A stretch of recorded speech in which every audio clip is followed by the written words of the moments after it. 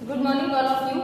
आज अपन जो है चैप्टर सेकंड का पार्ट 6 पढ़ने जा रहे हैं, जिसके अंदर हमारे पास एक थोड़ा सा नया टॉपिक है, छोटा सा।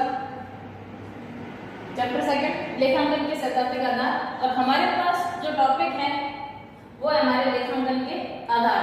हमने इससे पहले लेखांकन की जो है प्रणालियां पढ़ी थी।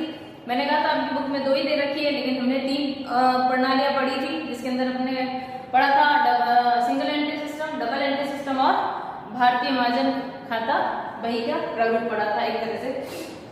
नेक्स्ट देखिए, हमारे पास है लेखांकन के आधार। लेखांकन के आधार का मतलब होता है कि हम जो पूरी अकाउंटिंग करते हैं उसका बेस क्या होता है, किस बेस पे करते हैं। तो अगर थोड़ा सा अगर अपन दिमाग लगाए तो हम पता कर सकते हैं। मैंने आपको स्टार्टिंग में जब हम इंट्रोडक्शन पढ़ रहे थे अकाउंटिंग का, तो हमने कहा था कि हम सिर्फ करंट ईयर के डाटा लेते हैं, चाहे वो हमको मिले हो और चाहे ना मिले हो। यानी कि कुल मिला के हमने कहा था कि लेखांकन का जो आधार है, हम ये कह सकते हैं अकॉर्डिंग टू रूल कि भाई 2 बेस होते हैं, नगद और उपार्जन।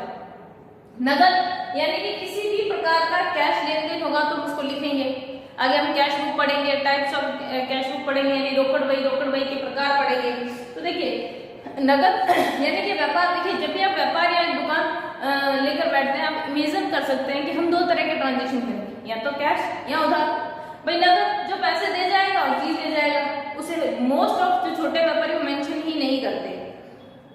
दूसरा क्या ट्रांजेक्शन हो सकता है, आपके पास कोई बंदा है और कहते हैं, जैसे मान लीजिए अगर हम एग्जांपल लेते हैं, आप किराने की दुकान होती है जो मोस्टली वहां लोगों के खाते चलते हैं। आपने सुना होगा लोगों को कहते हुए कि आप सामान ले आओ, मेरा वहां खाता चलता है, लिखवा देना।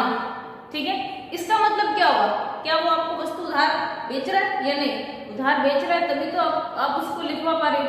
तो अगर हम इनडायरेक्टली भी समझे तो भी हम ये कह सकते हैं हमारे लेखांकन या हमारे व्यापार में 2 तरह के व्यवहार होते हैं, या तो नगद व्यवहार होगा या फिर उधार व्यवहार होगा, लेकिन हमें दोनों को ही लिखना पड़ेगा। हम ऐसा नहीं कह सकते कि सिर्फ जो कैश आया है, कैश की जो अकाउंटिंग है सिर्फ वही करेंगे। नहीं, नगद भी तो सेल तो हुई है ना, पैसा आएगा बाद में आएगा, लेकिन सेलिंग तो हुई है। तो वही बात यहाँ पर ये कहना चाह रहा है कि हमारे लेखांकन का आधार मुख्य रूप से 2 प्रकार होता है, नगद और उपार्जन। उपार्जन का क्या मतलब होता है?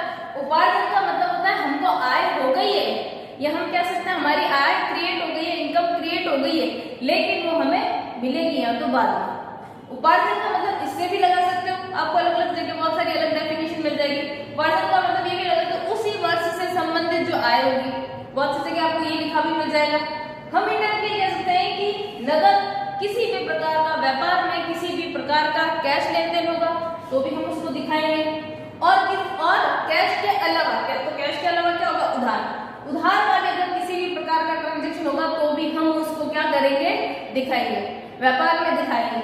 और उपार्जन से क्या हम इसको उपार्जन के अंदर हम एक चीज और इंक्लूड कर सकते हैं कैश में भी, क्या कि हमने कहा लेखा हम मुख्यतः 1 वर्ष का करते हैं, यानी कि हम इनडायरेक्टली ये कह सकते हैं कि लेखांकन का आधार नगद और उपार्जन होता है, और वो भी नगद और उपार्जन मुख्यतः 1 वर्ष से संबंधित। उपार्जन का आय हिस्से भी लगाते हैं कि ऐसी आय जो हमको हो गई है लेकिन हमको अभी तक मिली नहीं है, इन फ्यूचर मिल जाएगी। भाई अगर आपने उधार सामान खरीदा तो उसको भुगतान कब करोगे, इन फ्यूचर ही करोगे। हमने इसका जो है अवधारणा में भी पढ़ा था, उपार्जन अवधारणा, ठीक है, इन फ्यूचर करोगे। अगर आपने किसी को सेवाएं दे दी तो आपको इनकम कब मिलेगी, इन फ्यूचर मिलेगी, यही होगा। तो क्या होगा, इन फ्यूचर या तो हम खर्चे पे करेंगे या हम इनकम करेंगे। तो हमारे पास दोनों ही आधार होंगे लेखांकन करने, यानी हम नगद व्यवहार भी लिखेंगे और उधार व्यवहार में हम किसी को पे भी कर सकते हैं और हम किसी से ले भी सकते हैं। और इम्पोर्टेंट बात क्या, हम हमारी उपार्जन यानी कि व्यापार की उपार्जन कब मानी जाएगी, जब उस पर वैधानिक अधिकार हो जाता है। जैसे अगर आप किसी डॉक्टर के पास गए, आपने उनको कहा मैं बाद में फीस दे दूंगा, आपने उसको दिखा दिया, तो क्या हुआ, आपने डॉक्टर ने अपनी सेवा दे दी, वो आप में फीस मांगता है, वैधानिक रूप से अधिकार है क्योंकि उसने आपको सेवा दी है। ठीक है, अगर आपको जैसे स्कूल की फीस पेंडिंग है, आप कह दो मैं तो पिछले जो है 2 महीने स्कूल नहीं आया, ठीक है, लेकिन आपको सेवाएं तो दी गई, इसलिए लायबल है आप उसको पे करने के लिए, और आपके संस्थान का अधिकार है लीगली इसको प्राप्त करने का। इसीलिए आप लोगों ने देखा होगा कि बहुत बार ऐसा होता है जो टीसी अगर आपकी कटती है तो फीस पेंडिंग होती है तो आपको नहीं मिलती, वैधानिक रूप से अधिकार है क्योंकि आपको सेवा दी गई। ऐसे ही अगर हम उदाहरण ले लें, अगर आप किसी के जो है घर में किराए पे रह रहे हैं, किराए पे रहने के बाद जैसे ही 1 तारीख हुई आपने कहा होगा किराया ड्यू हो गया। ड्यू होने का क्या मतलब है, हमको उसको देने के लिए जो है बन गया किराया और मकान मालिक हमें पैसा मांगना शुरू हो गया। कब, जब तक 25 तारीख थी तब तक वो नहीं मांगता था, इसमें भी एक टाइम लिमिट हो गया। जब तक 25 तारीख थी तब तक वो हमको ये नहीं कह सकता था कि अगले महीने का किराया लाओ, हम उसको कहते थे अभी तो 25 तारीख हुई, लेकिन जैसे ही 1 तारीख हुई लाओ किराया, ठीक है, तो वो ड्यू हो गया वैधानिक रूप से। अब आप उसको 10 तारीख को देते हो या 2 महीने का किराया देते हो, लेकिन उसको तो इनकम हो गई। अगर आप अगले महीने दोगे तो 2 महीने का साथ दोगे, यानी कि उसकी इनकम तो हो गई, उसको मिलना बाकी है और वो उसी साल से या उसी महीने से संबंधित है। जैसे मैंने कहा उसको 25 तारीख को किराया नहीं मांग सकते, लेकिन 1 तारीख होते ही वो क्या मांग लेगा, किराया। वैधानिक रूप से अधिकार यानी कि यस, एक्चुअल में वो व्यक्ति उसका ऑनर है, एक्चुअल में उस व्यक्ति को वो चीज देनी चाहिए। अगर मैं इसके उदाहरण लें, जैसे कैश है इसका, अगर मैं कहती हूँ मान लीजिए हमने किसी को कोई चीज नगद में बेची है, तो देखो हम एंट्री करते हैं कैश अकाउंट। अब हम सेकंड चैप्टर के बाद धीरे धीरे प्रैक्टिकल क्वेश्चंस पे आएंगे। तो देखिए कैश अकाउंट डेबिट टू हम करेंगे सेल्स। तो देखो नगद बिक्री हुई तो भी हमने उसको मेंशन किया, और अगर हम ये किसी को उधार बेचते, जैसे मान लीजिए कोई गीता, सीता, राम को हमने कोई उधार माल बेचा, तो भी हम एंट्री करते। हम कैश की जगह क्या करते थे, राम का नाम क्यों लिख रहे हैं, क्योंकि राम से भी पैसे लेने बाकी हमको याद रहेगा ना, इसीलिए हम कैश, अगर कैश हो जाता तो हमें किसी के नाम की आवश्यकता नहीं होती, लेकिन क्योंकि राम से पैसा लेना बाकी है इसलिए हम एंट्री करेंगे Ram account debit to sales. तो देखिए हमने दोनों तरह के व्यवहारों को लिखा, नगद किया तो भी लिखा और उधार बेचा तो भी हमने उसको हमारे अकाउंट्स में मेंशन किया। बात आई समझ में?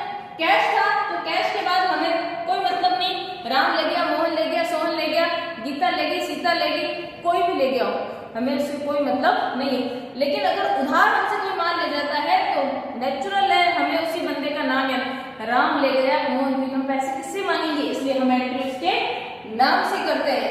अगर हम नगद माल बेचते हैं तो हमें नाम से कोई मतलब नहीं, इसलिए cash account debit to sales. और अगर यही माल हमने उधार बेचा होता राम को तो हम Ram account debit to sales. Ram क्यों गया, कैश तो आया ही, पैसे किसमें मांगते हैं, राम में, ठीक है, ये आपको समझाने के लिए बताया।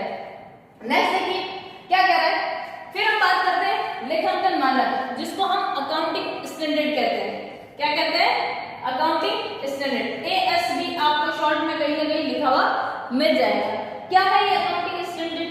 अकाउंटिंग स्टैंडर्ड एक नीतिगत प्रलेख है। नीतिगत प्रलेख का मतलब उसके अंदर कुछ अकाउंटिंग करने के रूल रेगुलेशन दे रखे हैं कि लेखा मानक 1 के अनुसार हम ये करेंगे, 2 के अनुसार ये करेंगे या 3 के अनुसार ये।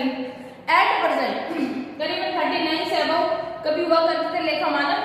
एट प्रेजेंट हम कह सकते हैं कि वर्तमान में हमारे पास 27 लेखा मानक है। आपको इतना डिटेल में नहीं पढ़ना, लेकिन आपके कुछ लेखा मानक दे रखे हैं तो आपको कुछ कुछ इंपॉर्टेंट याद करना है। जैसे पहले में क्या है, वित्तीय विवरण प्रस्तुत करना है। लेखा मानक 2 स्टॉक की कैलकुलेशन करता है। लेखा मानक 3 आपके जो है कैश फ्लो की बात करता है। तो ऐसे करके आपको कुछ लेखा मानक याद जरूर करने पड़ेंगे। अपन आगे की जो वीडियो बनाएंगे तो उसमें जो जो इंपॉर्टेंट होंगे वो मैं आपके लिख दूंगी तो आपको पता चल जाएगा। तो देखिए लेखा मानक क्या है, लेखा मानक है हमारे पास एक प्रोफेशनल यानी कि एक पेशेवर संस्था है ICAI, आपने नाम भी सुना होगा, institute of chartered accounts of India, ठीक है, यानी कि हमारे पास भारत में जो CA बनाने की एक संस्था, पेशेवर संस्था है वो है हमारे पास ICAI, जिसका फुल फॉर्म है institute of chartered accounts of India, ठीक है। इसके अंतर्गत ये लेखा मानक तय करती है, लेखा मानक जारी करती है, आपके CA की एग्जाम करवाती, ये सारा काम ये संस्था करती है। और इसके अंतर्गत क्या है, कुछ क्राइटेरिया दे रखा है कि इस लेखा मानक अकाउंटिंग हमें ये करना है वो करना है। ये सारे क्या क्या करते हैं लेखा मानक अकाउंटिंग स्टैंडर्ड के आधार पर हम करते हैं, लेन देनों की पहचान करते हैं, उनका मापन करते हैं, व्यवहार करते हैं, उनका प्रस्तुतिकरण, मैंने प्रस्तुतिकरण हम देखेंगे कौन से अकाउंटिंग स्टैंडर्ड के अंदर लिखा हुआ है कि हमको क्या रिप्रेजेंट करना है, ठीक है। तो ये सारी चीजें कह रहा प्रस्तुतिकरण, प्रकटीकरण, एकरूपता, और ये सारे अकाउंटिंग स्टैंडर्ड हम फॉलो क्यों करते हैं, हम एक रूपता लाने के लिए, यानी कि सभी संस्थाएं जो फॉलो करते हुए। फिर क्या कह रहे हैं, और क्यों हम ये लागू करते हैं, ये इंपॉर्टेंट बात है।